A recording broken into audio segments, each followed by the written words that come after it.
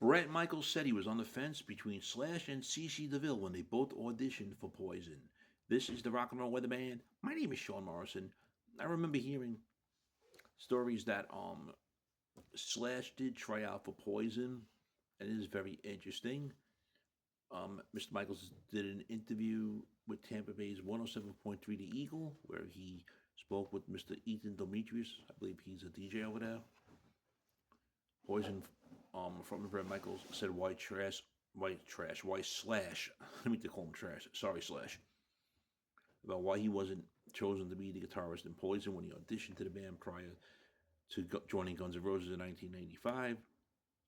He explains the story saying that Poison was living behind a dry cleaner so they could rehearse in downtown Los Angeles. Yep, a lot of bands did this crazy shit. They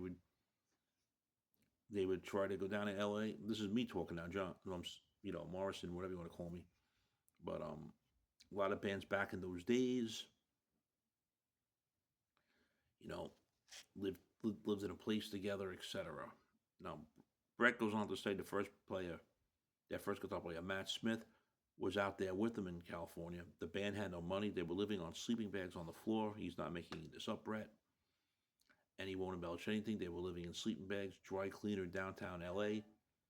And his guitar player's girlfriend had been out there with the band for a little bit, and she was pregnant. And he said Matt did the right thing.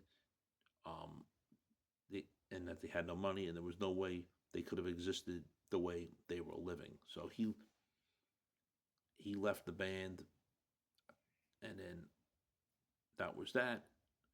And he did the right thing as a human being and went home. So then he started auditioning. Ricky, Bobby, and himself, and the three guitarists they came across that came down.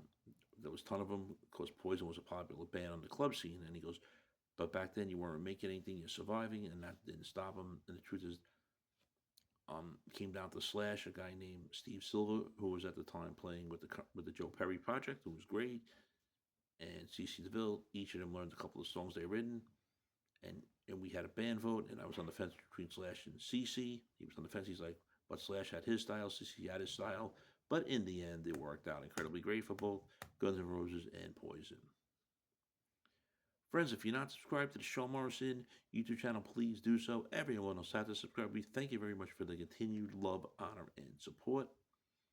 It is greatly appreciated. In a more interview about 2017, Ricky Rock was asked by Decibel Beat about the similar thing with Slash and all, but he said he didn't want a hotshot like an Ingve Malmsteen guy and wanted a rock East Coast guy, and that's how CC DeVille came in. So there you are, friends. Slash and CC DeVille both auditioned for Poison. Obviously, CC is the guitar player in the band and was for many years until he left for a brief period, then came back. So your thoughts on Slash trying out for Poison, friends? Shame, shame, shame.